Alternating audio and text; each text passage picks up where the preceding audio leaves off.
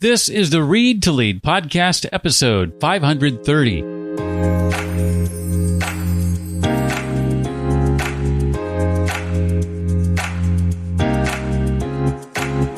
Hi, I'm Arlene Pellicane, author of numerous books, including Calm, Cool, and Connected, 5 Habits for a More Balanced Life. Get even more tips for a balanced life every time you listen to this. It's the Read to Lead podcast with my friend, Jeff Brown. Hi, I'm Jeff. Welcome to the Read to Lead podcast. It is the podcast that's dedicated to your personal and professional growth.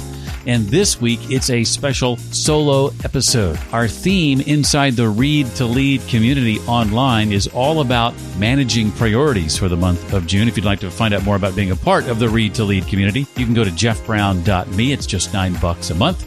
And in the spirit of managing priorities, I wanted to do a solo episode today on that topic. It's more than just making a to-do list. It's about understanding what truly matters, making strategic decisions, and effectively allocating your time and your resources. So let's not waste any time. Let's dive right in. By the way, I've divided this into 6 categories or segments. Segment 1 is understanding priorities. First things first when we talk about priorities, and that's what exactly are priorities. Well, priorities are tasks or activities that are more important than others and need your immediate attention. They're the things that will move the needle in your life or business, right? You already knew that probably, but here's the kicker. Not everything can be a priority. If everything is important, then nothing is important. It's about distinguishing what's urgent from what's truly important.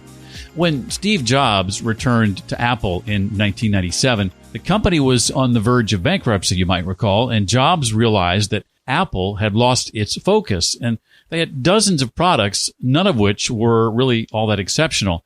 So what did he do? He cut down the product line from dozens to just 4. A lot of people forget that, focusing on the few that mattered the most. And of course, the rest is history. This laser focus on priorities brought Apple back to life. The second thing I want to address when it comes to managing priorities is the Eisenhower matrix. Chances are, if you've been in the business world for any length of time at all, you've at least heard of this, if not studied it. It's a powerful tool to help you manage your priorities, named after President Dwight D. Eisenhower. He once said, "What's important is seldom urgent, and what is urgent is seldom important." The matrix helps you categorize tasks, basically, into 4 quadrants: urgent and important, tasks that need immediate attention; important but not urgent, tasks that are important for long-term goals but don't need immediate attention; urgent but not important, tasks that need immediate attention but are not important for your long-term goals; and then not urgent and not important. These are tasks that shouldn't be on your list to start with, right? They can go straight to file 13.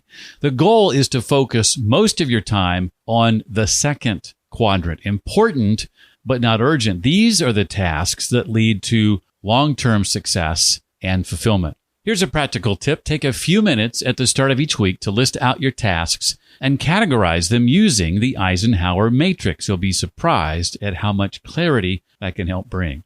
Next is setting clear goals. To manage your priorities effectively, you got to have clear goals. Without clear goals, it's just going to be too easy to get lost in the sea of tasks and activities. Here's a simple framework to set effective goals. You've probably heard of it. It's called SMART. Specific is the S. Clearly define what you want to achieve. Measurable, ensure you can track your progress. Achievable, that means set realistic goals. Relevant, make sure your goals align with your overall objectives. And time-bound, set deadlines for your goals. Take the example of a product manager at a tech company. Instead of setting a vague goal like improve team productivity, there's no way to measure that, right? A SMART goal would be increase team productivity by 20% in the next quarter by implementing, say, agile methodologies. My friend Michael Hyatt came up with the SMART-er framework for goal setting.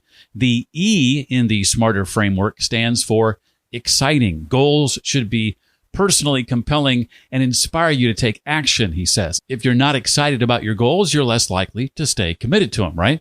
And the additional R in the SMARTer framework stands for risky. Now, at first blush, you might be thinking, how do you gel? How do you reconcile achievable? That might at first sound like a contradiction, but goals should stretch you and push you outside of your comfort zone. That's what risky is about. They should be challenging enough to inspire growth and innovation, ensuring that you're continuously developing your skills and capabilities. It's possible for your goals, in other words, to be achievable and risky at the same time.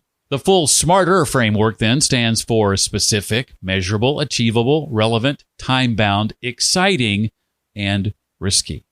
Fourth is time management techniques. Managing priorities also means managing your time effectively. Here are a few time management techniques to help you stay on top of your priorities. This first one you may have heard of. It's called the Pomodoro technique. And I think this technique, as simple as it is ever more important in this day and age when all of us are suffering from the ability or inability to be able to concentrate or focus for extended periods of time. The Pomodoro technique simply says you're going to determine before you sit down to do something how long you're going to do it and then take a short break. Typically, you work for 25 minutes, then take a 5-minute break. After 4 Pomodoros, they're called, you take a longer break, and that's going to help maintain focus and avoid burnout. I think it's important to set a timer when using the Pomodoro technique, not just, have a clock nearby that you're following or watching.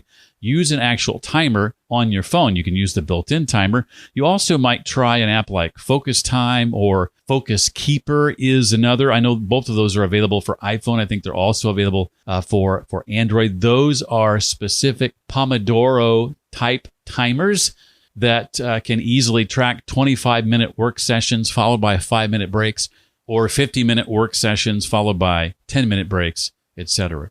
The next technique is related to this one, or closely related, can be, and that's time blocking. And this is about allocating specific blocks of time for different tasks or activities, which is going to help ensure you're dedicating time to your top priorities.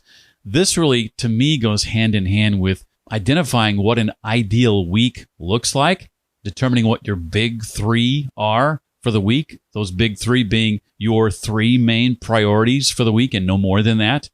And then with each day, as you begin the week, determine, okay, which days am I going to work on which of those 3 things, and what are the things I'm going to do exactly toward those big 3. So you might have a big 3 for each day that relates to one or more of the big 3 for the week. And time blocking assures that you're actually going to take the time to work on those daily big 3 items that help you achieve the big 3 for the week. The third technique is the 2-minute rule. And this works especially well, really for a lot of things, but I use it probably most often when it comes to email. And the 2-minute rule simply says if a task takes less than 2 minutes to do it right away. Do it right now. That's going to prevent small tasks from piling up and overwhelming you. If I come to an email and it's an email I can deal with, either answer or delete or delegate or archive in less than 2 minutes, then I go ahead and handle that email right then and there. Certainly you can apply that to all kinds of tasks, but it's particularly helpful in the email space. And the fourth technique I want to discuss is simply batching tasks, similar tasks in particular. You want to group similar tasks together and tackle them in one go if you can. This reduces the cognitive load of switching between different types of tasks on your brain. Practical tip here, experiment with each of these techniques. Pomodoro technique, time blocking, the 2-minute rule, batching similar tasks, and find what works best for you.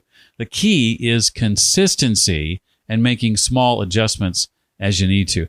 I use each of these 4 at least once or twice every single week. Time blocking and the Pomodoro technique, probably chief among them. And the Pomodoro technique for me works especially well for an activity, a particular activity I like to do just about every day that you're probably already saying out loud, and that's reading. I think it's real easy to sit down to read a book and go, okay, I'm going to read chapter 1. Well, before we sit down to read it, we have no idea how long that's going to take. Maybe you've even set aside time in a time block to read for a certain period of time. You've carved out time in advance for doing that one thing. Well, you don't really know how long it's going to take you to read a chapter. I tend to be a slow reader. I like to take notes. I like to brainstorm as I read. I like to let my mind wander and allow it to take what I'm reading in the moment and apply it to my business or to my life. So I have found that by setting a timer for, say, 25 minutes and sitting down to read, knowing I've got 25 minutes, I don't worry if that's enough time to finish a chapter.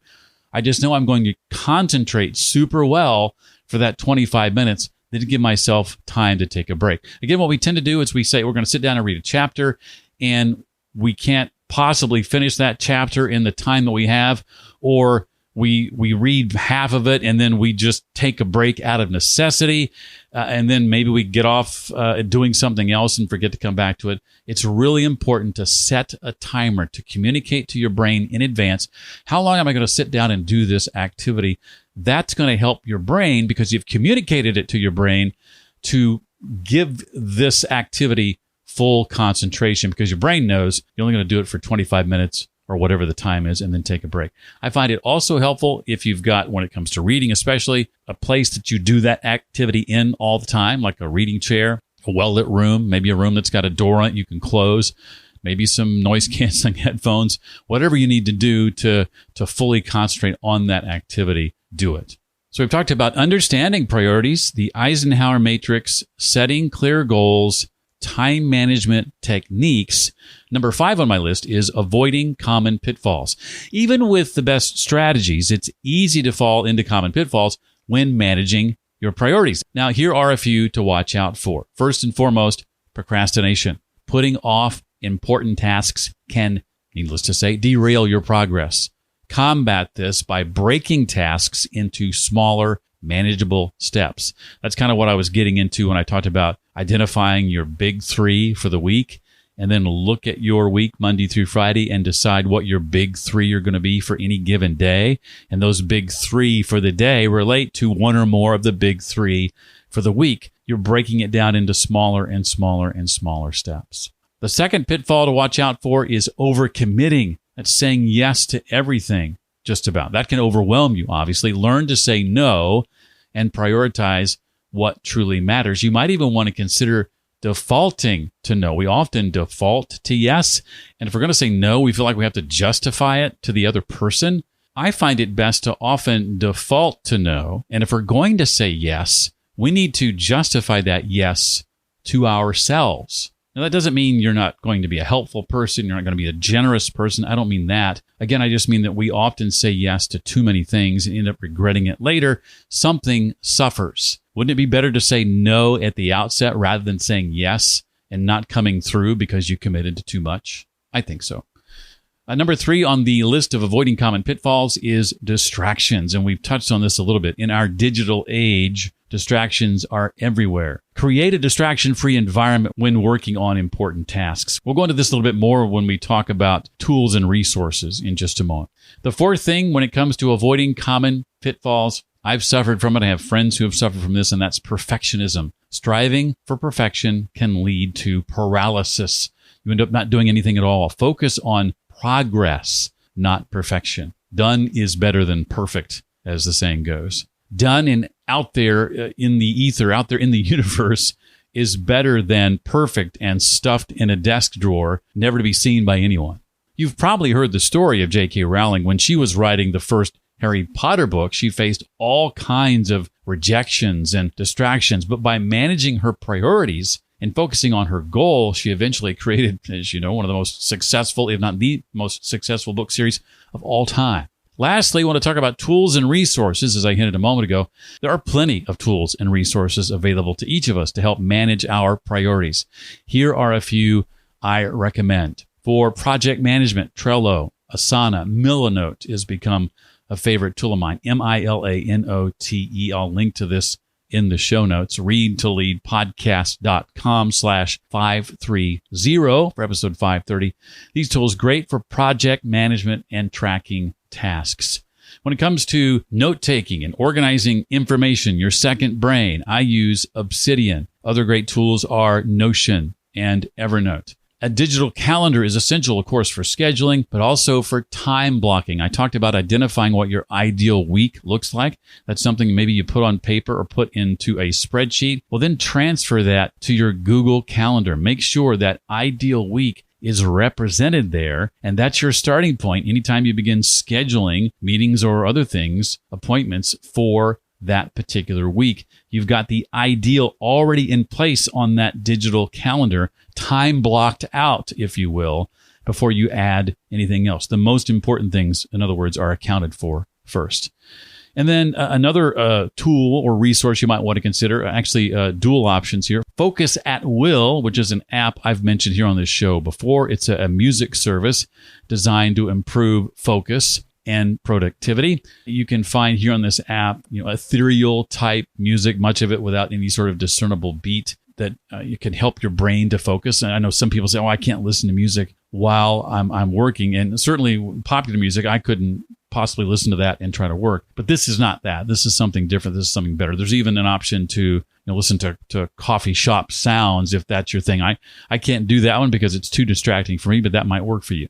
The other app is Adagio, which has sponsored the show in the past, IDAGIO. This is a classical music discovery app that I have found quite helpful when I need to focus for that 25 or 50-minute period of time. And you can even choose classical music inside the app by mood, which is particularly useful, I have found.